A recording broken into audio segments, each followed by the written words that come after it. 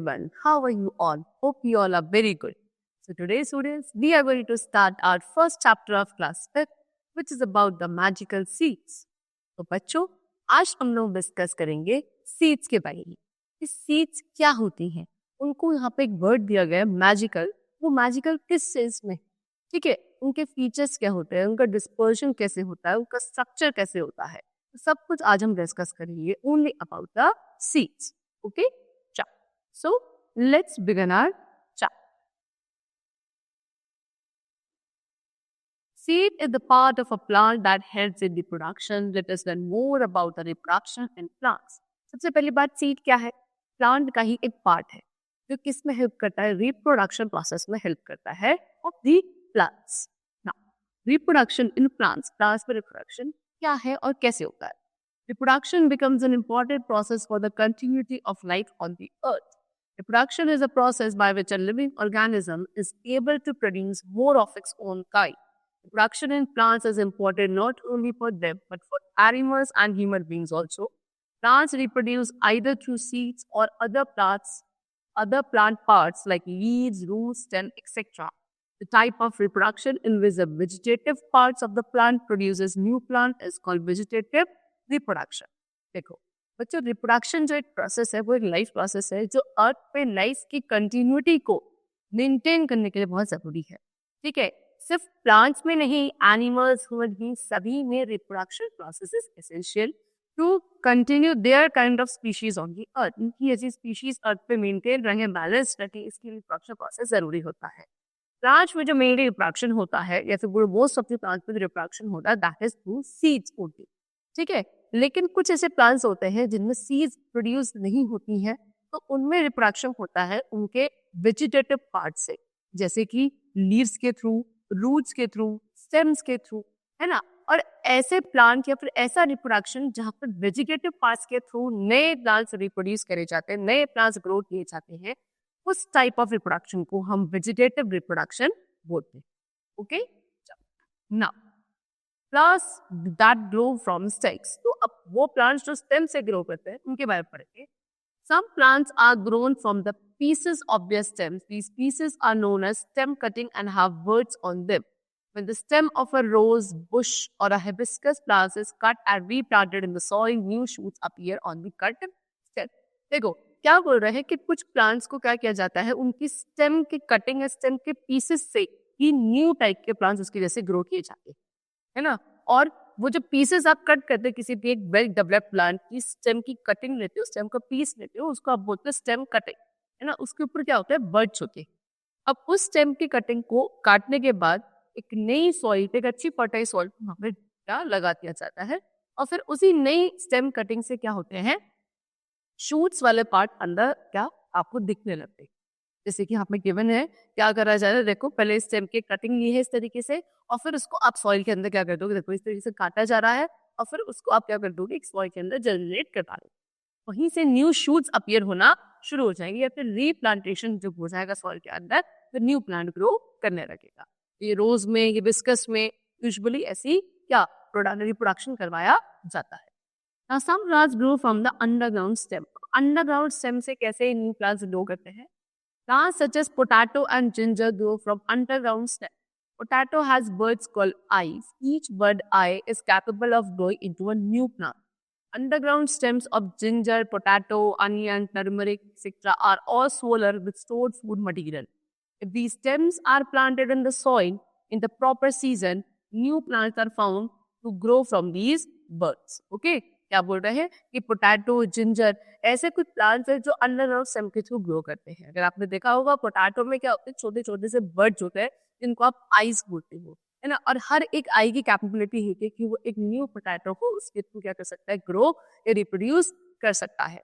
Okay, फिर उसके बाद कुछ अंडरग्राउंड स्टेम्स जैसे कि जिंजर, पोटैटो, अनियन, टर्मरिक क्या होते हैं, ये सारे अपने होगा सोलन होके फूली हुई होती है. क्यों? इसमें इसके अंदर क्या होता है, फूड स्टोर्ड रहता है ना. और वही स्टोर्ड फूड होता है जिसपे क्या होती है, वो एनर्जी गिविंग सब्सटेंसेस होते हैं जिसको हम एज अ फूड फिर कंज्यूम करते हैं.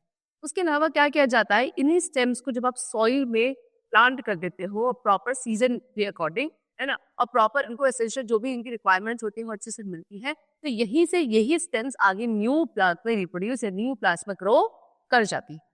ओके, चलो next, it has birds known as eyes on it from where new plants can arise. Plants like the grass growing in a lawn also multiply very fast with the help of their stem.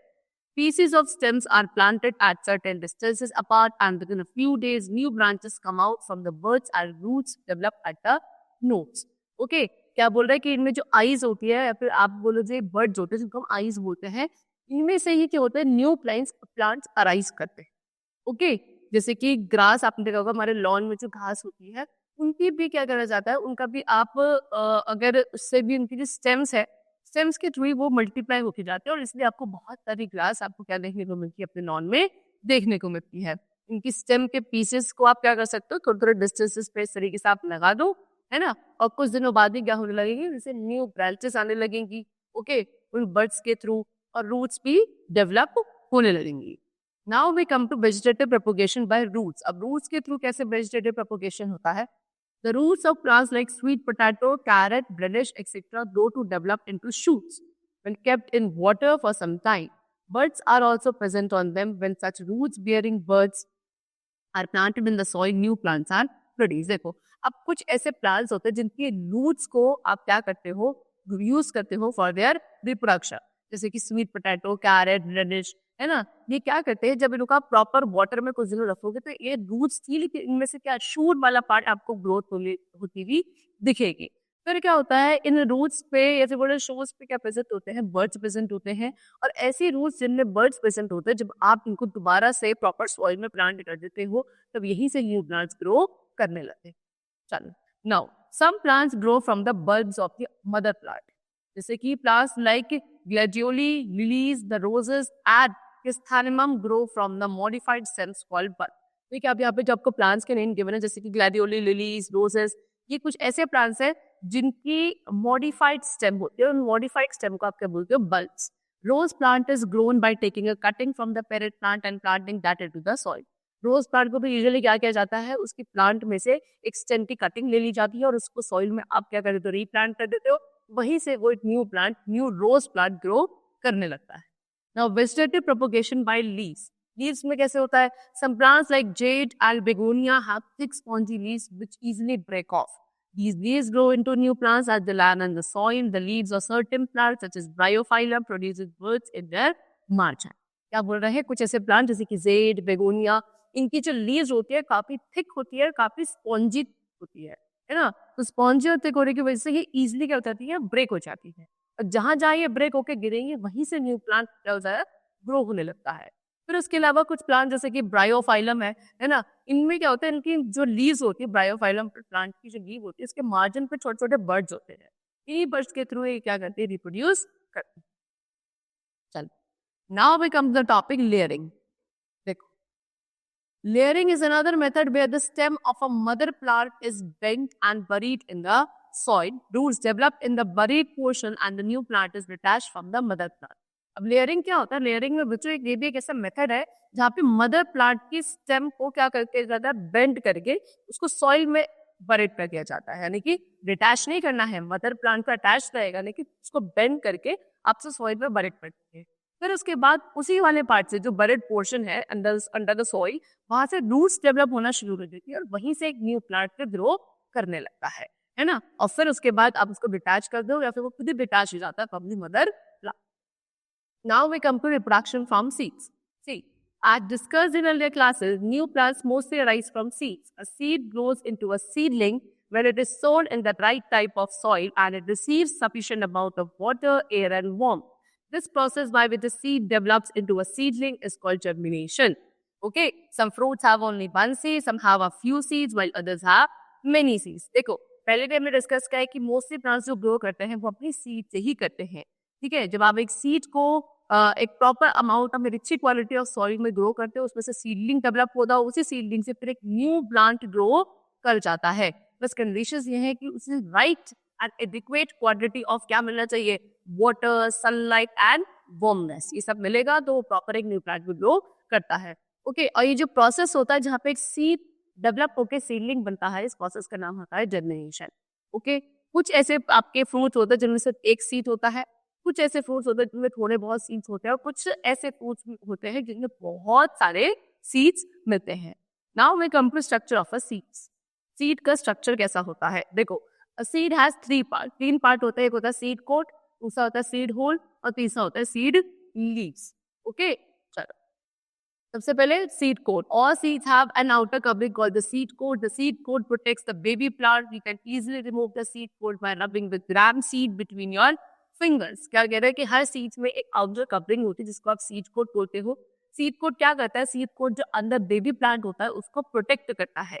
आप easily कोई एक ग्राम P होती है या ग्राम seed होती है, उसको आप अगर अपने फिंगर्स की वजह से रब करोगे तो जो बाहर की सीड कोट होती है वो रिमूव हो जाती है। Second is seed hole. There is a tiny hole in the seed coat called micropyle through which the seed gets water to germinate. क्या होता है? सीड कोट में एक बहुत ही छोटा सा होल होता है जिसको आप बोलते हो माइक्रोपाइल। इसी के थ्रू, इस होल के थ्रू ही क्या मिलता है? उस सीड को वाटर मिलता है, तब जाके वो जर्मिनेट हो पाती है। Next is seed leaf. The cotyledons or seed leaves provide the food for the embryo in the initial stages of germination. Plants having a single or one cotyledon are called monocotyledons, while those having 2 cotyledons are called dicotyledons. देखो, cotyledons और seedlings एक ही चीजें होती है, ठीक है? तो cotyledons या बोलो seedlings का काम क्या होता है? ये उस सीड के अंदर जो एम्ब्रियो डेवलप होता है उसको इनिशियल स्टेजेस में फूड प्रोवाइड करने का काम करता है। ओके, उसके अंदर फूड स्टोर रहता है। अब कुछ ऐसे प्लांट्स जिनमें सिर्फ सिंगल सीड होती है या फिर बोलो सिंगल सीड लीफ या सिंगल कॉटिलेडन होता है, उसको आप मोनोकॉटिलेडन बोलते हो। और जिन प्लांट्स के अंदर 2 कॉटिलेडन्स होते हैं उनको आप डाइकॉटिलेडन्स बोलते हो। ठीक है, a seed will produce a baby plant और seedling only if it gets the right amount of water, air and sunlight. The small plant which grows from a seed is known as seedling. The seedling gets its food from the cotyledons till it forms new green leaves. ठीक है, एक seed तभी baby plant grow करेगा जब उसको किस में develop हो जाएगा, आगे चल के सीडलिंग में डेवलप हो जाएगा। ठीक है, सीडलिंग क्या होता है? बेबी प्लांट होता है, लेकिन तब करेगा जब इसको right amount of water, air और सनलाइट मिलेगी। ठीक है, और यही सीडलिंग को जो फूड मिलता है वो कहाँ से मिलता है? कॉर्डिनेटर से ही मिलता है। कॉर्डिनेटर्स के अंदर स्टोर्ड फूड रहता है, लेकिन ये कॉर्डिनेटर्स तभी तक फूड प्रोवाइड करेंगे सीडलिंग को जब तक वो सीडलिंग में से छोटी छोटी सी नई ग्रीन लीव्स नहीं प्रोड्यूस करती, क्योंकि जब ग्रीन लीव्स प्रोड्यूस करेंगी उसके बाद तो सर फोटोसिंथेसिस प्रोसेस पॉसिबल हो जाएगा, वो अपना खाना खुद बना लेंगे। Now germination of seeds. Seeds का जर्मिनेशन कैसे होता है? देखो, germination is the process by which seed begins to grow into a seedling. During germination, a seed which looked lifeless and dead starts growing into a sapling when it gets the right amount of moisture and warmth and eventually grows into a plant. क्या germination एक process है जहाँ पे एक seed develop होता है and it begins to transform into a new seedling. ठीक है, यानी कि एक सीड डेवलप होकर ग्रो होकर जब सीडलिंग बन जाता है, इस प्रोसेस का नाम होता है जर्मिनेशन। ओके, जर्मिनेशन के टाइम में एक सीड जो बिल्कुल कैसे दिखती है? लाइफलेस, डेड, मतलब ऐसा लगता है कि इसमें क्या ही कोई प्राण नहीं लेगा, लेकिन वही सीड होती है जो आगे डेवलप होकर क्या बनती है? एक सैपलिंग बनती है और उसके बाद उसमें से क्या बनता है? एक न्यू प्लांट ग्रो करता है। लेकिन ये सीड सैपलिंग तभी बनेगी जब इसको right amount of moisture, warmth मिलेगा। Okay, now only healthy seeds can germinate. बहुत इंपॉर्टेंट लाइन कि जो हेल्दी सीड्स होती है सिर्फ वही जर्मिनेट कर सकती है। ओके, चलो क्वालिटी वाली जो सीड्स होती है, देखो, not all seeds grow into plant. Seeds which are young, light and not healthy cannot germinate. Whole seeds stored for several years may not be able to germinate. Seeds which are wrinkled and defective cannot germinate. बहुत important चीज है कि सभी seeds new plants का grow नहीं करती हैं। वो सीड्स जो यंग है, लाइट वेटेड है ना, और हेल्दी नहीं है, वो जर्मिनेट नहीं कर सकती। या ऐसे कुछ पुरानी सीड्स, ओल्ड सीड्स जो बहुत लंबे समय से रखी हुई कि वो जर्मिनेट नहीं करती हैं, है ना। उसके अलावा जो ब्रिंकल या डिफेक्टिव सीड होती है, मुरझाई भी, सुकड़ी सी भी, वो भी ग्रो या जर्मिनेट नहीं कर सकती हैं। Some seeds are damaged by animals, insects, wind or water. They cannot germinate. Some do not receive appropriate conditions of growth. Only seeds that have life and are healthy will be able to germinate. कुछ आपकी seeds होते हैं जिनको animal, insects, wind या water की वजह से वो डैमेज हो जाती है ना, इसलिए वो जर्मिनेट नहीं कर पाती। कुछ को प्रॉपर कंडीशंस नहीं मिल पाती ग्रोथ के लिए, तो वही सीड्स जो हेल्थी होंगी, जिनमें लाइफ होगी, वो ही सिर्फ ग्रो कर सकती है या जर्मिनेट होती है। ना stages in the germination of seeds. क्या क्या स्टेजेस होती है एक सीड की जर्मिनेशन में? At the time of germination a seed first absorb water. As a result of this it swells up owing to the swelling of the seed. The seedling breaks the seed coat and comes out of the seed. देखो क्या बोला है, सबसे पहले germination में क्या होता है, जो वो सीड होती है वो वाटर एब्जॉर्ब करना शुरू करती है। जैसे जैसे वो वाटर एब्जॉर्ब करेगी, जो सीड है वो अंदर सोल होने लगेगी, और सोल होते होते वो सीड क्या करेगी, जो अपने बाहर सीड कोटिंग थी वो भी कैसे जाएगी, मॉइस्ट हो जाएगी, वो अपने आप सीड कोट आपकी क्या हो जाएगी, रिमूव हो जाएगी, और इसके अंदर जो सीडलिंग है वो बाहर डेवलप होने लगेगी. Then it obtains its roots firstly from the cotyledons and then from the soil. In the meantime, the tiny shoot grows upwards. The seed leaves cotyledons are 2 in case of bean, neem, tamarind, and pea, and 1 in case of paddy and maize. The tiny plant with seed leaves is called a seedling. देखो, जब वो seedling बाहर आई, तो seedling बाहर आने के बाद इसको फूड पहले कहाँ से मिलता है, उन कॉटिलेडन से मिलता है, और उसके बाद सॉइल से मिलता है. फिर उस तब तक क्या होता है, उसमें से छोटी छोटी सी शूट वाला पार्ट ग्रो करने लगता है बाहर की तरफ, है ना. सीड लीव्स जो होती है या फिर जिनको आप कॉटिलेडन्स बोलते हो, ये 2 होती है कुछ प्लांट्स में, जैसे कि बी, नीम, टैमरिंड, पी, और पैडी एंड लेज में सिर्फ कॉटिलेडन्स कितनी होती है, 1 होती है. तो अब जो ये छोटा सा प्लांट होता है जिसमें छोटी छोटी सी सीड लीव्स होती है, इन्हीं को आप क्या बोलते हो, सीडलिंग बोलते हो. ओके, चलो. The seedling begins to prepare its own food with the appearance of first foliage leaves and the seed leaves begins to wither away. ठीक है, फिर धीरे धीरे सीडलिंग अपना खाना खुद बनाने लगती है, जब उसमें से छोटी छोटी सी लीव्स क्या होने लगती हैं, डेवलप होने लगती हैं, और जो वो आपकी सीड लीव्स थी या कॉटिलेडन्स थे वो अपने आप को वाइट ऑफ हो जाते हैं. ओके, चलो. Now conditions necessary for the growth of seedling. क्या क्या कंडीशंस है, sunlight, water, oxygen and temperature. ठीक है, sunlight, water, oxygen, temperature, these are the essential conditions for seedlings. Its growth also depends on many factors including water, minerals and nutrients. Seedlings growing in proper sunlight look sturdy and healthy. The leaves are large and green and the growth of the stem is normal. Seedlings growing in dark are weak and pale. The leaves become yellow and the stems become long and very thin. क्या कह रहे हैं, sunlight, water, oxygen, ये आपके तो essential चीजें हैं.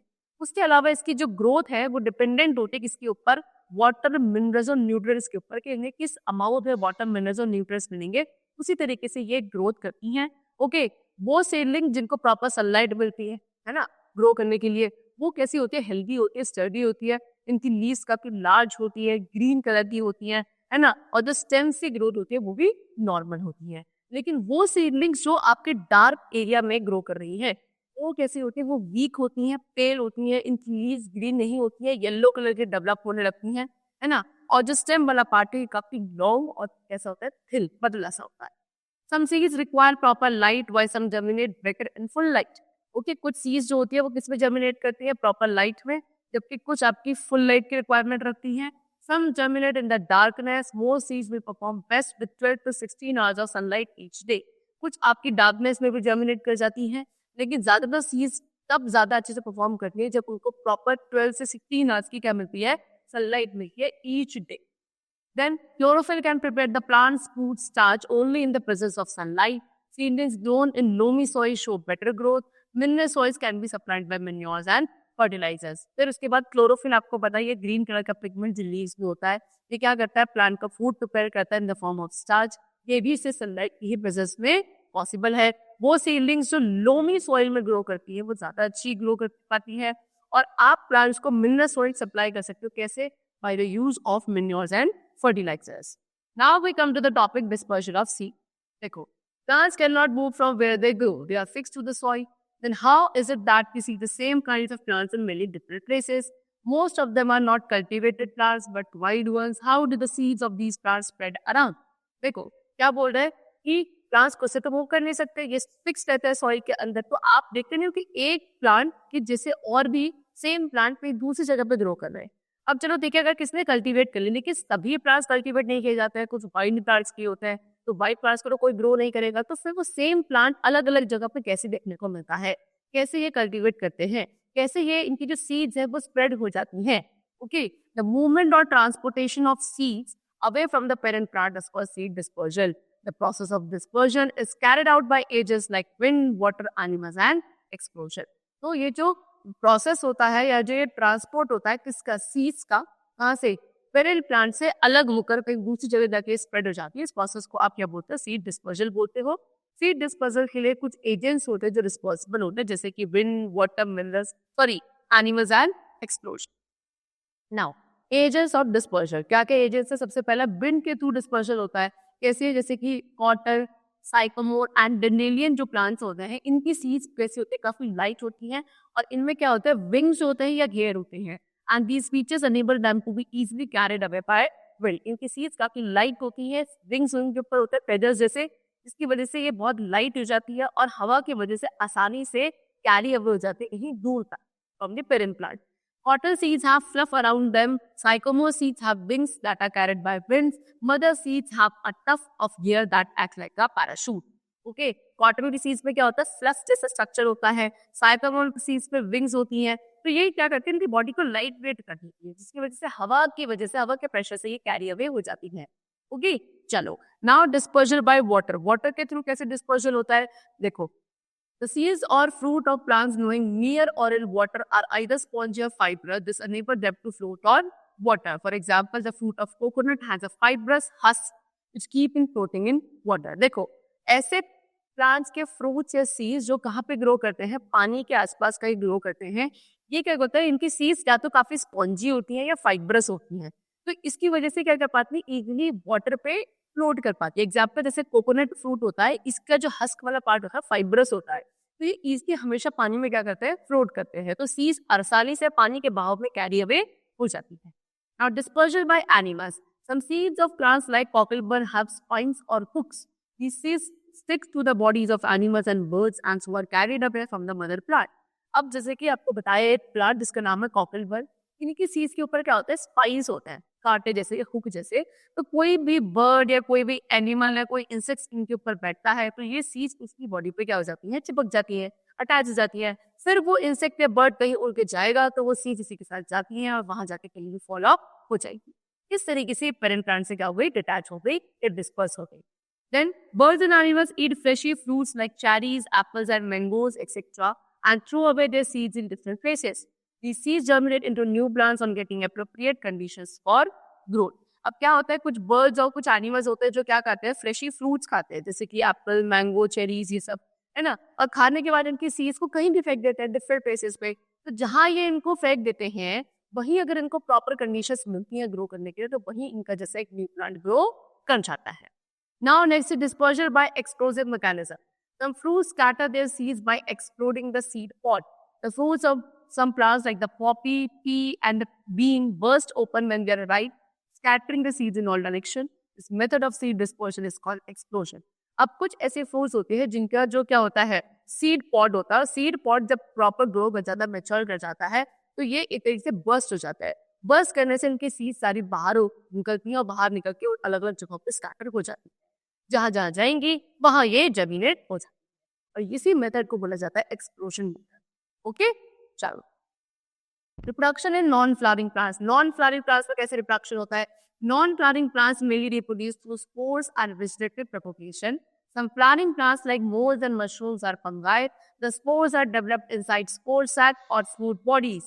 In ferns, under the green leaves, rows of dark bodies are found. They are the spore cases. देखो, नॉन फ्लावरिंग प्लांट्स जो होते हैं, यानी कि जिनमें प्लांट्स नहीं लगते हैं, तो उसमें सीड्स भी नहीं होती हैं, है ना, तो इनमें कैसे रिप्रोडक्शन होता है, इनमें होता है स्पोर्स के थ्रू या फिर वेजिटेटिव प्रोपगेशन। ओके, जैसे कुछ फ्लावरिंग प्लांट्स जैसे कि मोल्ड्स, मशरूम्स, ये क्या होता है, ये फंगाई होते हैं, है ना। The spores are developed inside spore sac of fruit bodies. अब ये स्पोर्स कहाँ डेवलप होते हैं, स्पोर्स के डेवलप होने के लिए इनके पास एक स्पोर सैक होता है, जो फ्रूट की बॉडी होती है उसी के अंदर स्पोर्स डेवलप होते हैं। फर्ल्स की अगर बात की जाए, देखो ऐसे होता है फर्ल्स, इनमें क्या होता है, अंडर द ग्रीन लीव्स, इनकी ग्रीन लीव्स के नीचे कैसी होती है, डार्क बैंड जैसे ये डार्क रोज मिलती है, जिनको आप क्या बोलते हो, स्पोर केसेस बोलते हैं, है ना। And the spores are dispersed by wind, तो इनके जो स्पोर्स डिस्पर्स होते हैं वो विंड के थ्रू होते हैं। Under suitable conditions of food, moisture and temperature, the spores germinate and give rise to new plant. Each spore can produce a new plant. Many single-cell plants such as yeast reproduce by simple division. Yeast divide and multiply by budding. ठीक है, तो जब ये disperse हो जाता है wind के through, तो इनको प्रॉपर अगर कंडीशंस मिल रही है फूड, मॉइस्चर, टेम्परेचर की, तो यही स्पोर्स जर्मिनेट होता है, जर्मिनेट होकर न्यू प्लांट अराइज हो जाती है। अच्छा, हर एक स्पोर के पास एबिलिटी होती है कि वो एक न्यू प्लांट प्रोड्यूस कर सकता है। काफी सारे सिंगल सेल्ड प्लांट्स होते हैं जैसे कि ईस्ट, इसके अंदर क्या होता है, सिंपल डिविजन मेथड चलता है, और कुछ ऐसे ईस्ट होते हैं जो इसके थ्रू बडिंग के थ्रू भी रिप्रोड्यूस करते हैं या फिर मल्टीप्लाई हो जाती है। Now agriculture growing crops. Agriculture growing crops में क्या है, देखो, plants provide food, oxygen, medicine, timber etcetera to us. We grow plants on a large scale so that we can get enough food and other products to fulfill our needs. This practice of growing plants on a large scale for food or other purposes is called agriculture. आपको पता है plants बहुत useful होता है क्योंकि हमें बहुत सारे useful products provide करते हैं for our daily to daily purpose, है ना? जैसे कि आपका फूड, ऑक्सीजन, मेडिसिन, टिम्बर. तो हम क्या कहते हैं, प्लांट्स को बहुत बड़े स्केल पे ग्रो करते हैं सो दैट हमको ये सारे प्रोडक्ट्स एक बड़े अमाउंट में मिल सके. तो ये जो प्रैक्टिस होती है जहाँ पे आप प्लांट्स को एक बड़े स्केल पे, लार्ज स्केल पे ग्रो करते हो for food and other purposes, इस प्रोसेस को बोला जाता है, इस प्रैक्टिस को बोला जाता है agriculture. Okay, you must have seen that plants of the same kind are grown in one field. For example, in a particular field, you will see only wheat plants or only rice plants. You will never find a field in which all the plants are of different kinds. These plants are known as crops. देखा क्या कह रहा है कि आपने देखा होगा कि एक फील्ड पर जितने भी प्लांट्स हैं वो सेम तरीके के, जैसे कि एक ऐसा फील्ड है जहाँ पे सारे व्हीट क्रॉप्स है, तो ये ऐसा एक फील्ड है जहाँ पे सारे राइस क्रॉप्स है. बहुत कम ऐसे चांसेस होंगे जहाँ आप देखोगे किसी एक पर्टिकुलर फील्ड में डिफरेंट क्रॉप्स को आपने ग्रो कर रखा है ना. यूजुअली क्या होता है, किसी एक फील्ड पे सारे जो प्लांट है वो सारे एक ही जैसे होते हैं ना. इनको आप क्या बोलते हो, ऐसे प्लांट्स जो सारे सेम एक से एक फील्ड पर ग्रो किए जाते हैं, इनको क्या बोला जाता है, क्रॉप्स कहा जाता है. कैसे क्रॉप्स ग्रो किए जाते हैं? स्टेप 1 होता है प्लोइंग. पहले प्लोइंग करी जाती है, फिर मैन्योर ऐड किया जाता है, फिर देखो इस तरीके से सीड्स को आप सो करते हो, फिर इनको प्रॉपर वाटर मिलता है, इरिगेशन किया जाता है, पेस्टिसाइड स्प्रे करे जाते हैं, और फिर अंत दी एंड क्या होता है, जब प्रॉपरली क्रॉप्स ग्रो कर दिए जाते हैं, इनकी कटिंग कर दी जाती है, जिसको आप क्या बोलते हो, हार्वेस्टिंग. ओके, चलो, तो इस तरीके से एग्रीकल्चर मेथड के थ्रू बहुत सारे क्रॉप्स लोग ग्रो करते हैं. तो स्टूडेंट्स, आज हमने डिस्कस किया कैसे सीड्स का सारा मैजिक है, सीड्स के थ्रू रिप्रोडक्शन किया जाता है, या फिर प्लांट्स में और भी जो मेथड्स होते हैं रिप्रोडक्शन करने के, यानी कि जिनमें सीड्स नहीं होती है, तो उनके वेजिटेटिव पार्ट्स आप कैसे ग्रो कर सकते हो न्यू प्लांट्स को, वो आज हमने डिस्कस किया. So students, that's all for the chapter is completed. Hope you all liked it, hope you all understood it. We will meet very soon. Thank you everybody.